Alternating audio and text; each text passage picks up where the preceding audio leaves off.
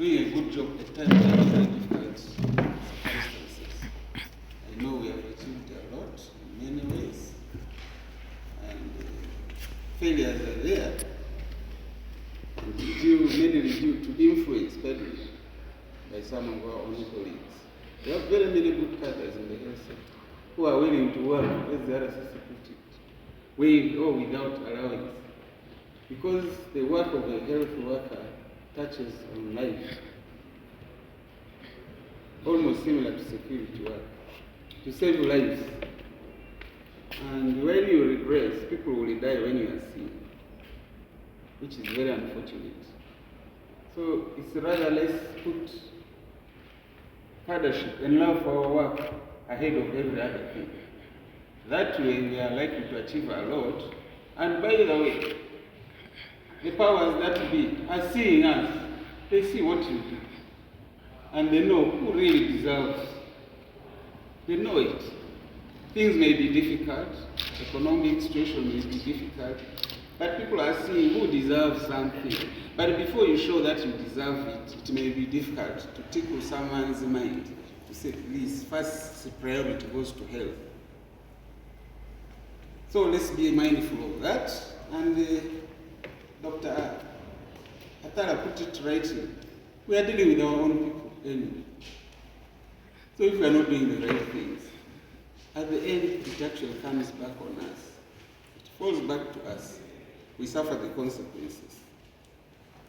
Many times,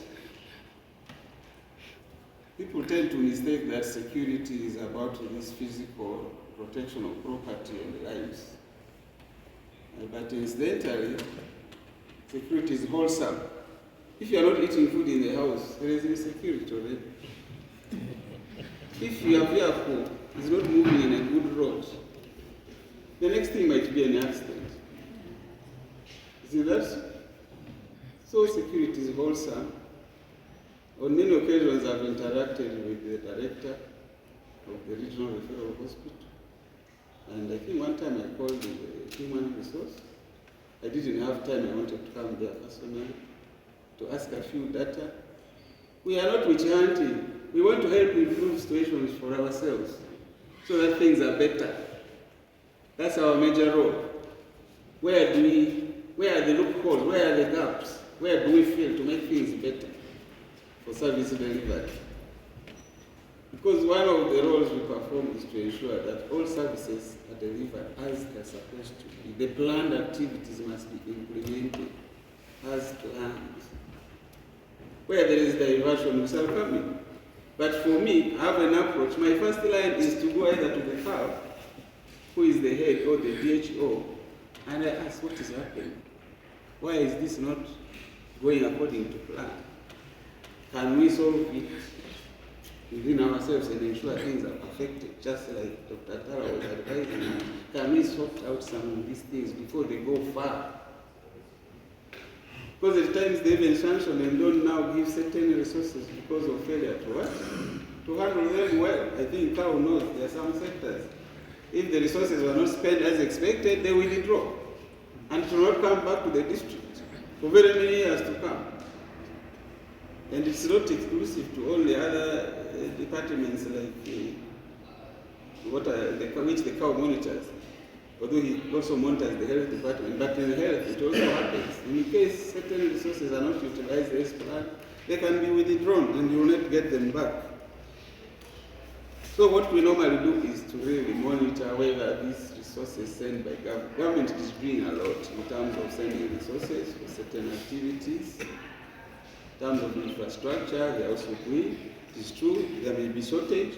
And this, they call them the development partners. They come because government has asked them to come anyway. They just don't come on their own.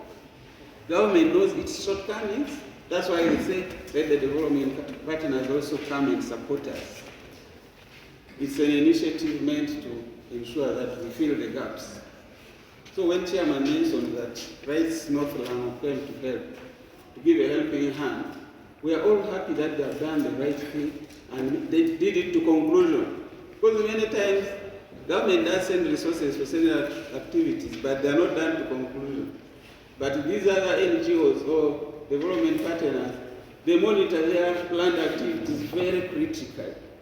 So for us, we are lacking in monitoring and supervision, which is the role of most of us here. All of us here are supposed to be part of that monitoring and supervision role to ensure that things are done as planned. The few wrong people among us, we should detect them and throw them out if possible. Or advise them, as I said earlier. First line is to advise and say, please do the right thing. But if someone is not getting it right, you say, can you move aside? You give people who can work, who love the job. We have partnered with the State House Health Monitoring Unit on various activities. We monitor the equipments in the hospitals, whether they are functional or not functional. If not functioning well, what have you done to make sure they are functional? Have you reported to the relevant departments that these equipment are not functional because the money is not enough? Or you just simply sit there and look at it? You are supposed to do your role. When something is failing, inform. And I think that way people will understand that there is a failure of systems in the Lira district or in the city because certain things are not right. And you must put it in writing. And it should be known. That's how you will be held to rectify such a situation. So we monitor equipment, even structures. Do our hospitals or health centers have staff housing? Do we have the required structures for maybe OPD, theaters and all of that? Are they in good shape? Were they well built or it was shoddy work? Who are the contractors who do that? Who do shoddy work and who are the best contractors? Those are all under our docket. We do it together with you, of course. We don't do it in isolation. Because by